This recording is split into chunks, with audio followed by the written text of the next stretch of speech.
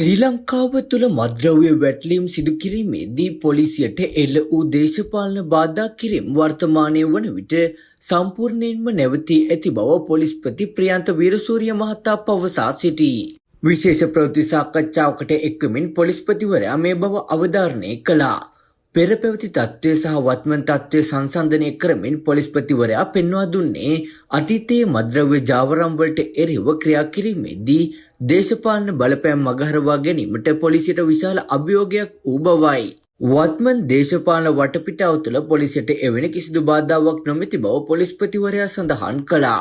යම් හේකින් එවැනි දේශපාලන සම්බන්ධතාවයක් හෝ පැවතුනද වර්තමානයේ වන විට තරාතිරම නොබලා වැටලීම් සිදු කිරීමට පොලිසියට පූර්ණ නිදහස පවතින බවද ඔහු පවසා සිටී.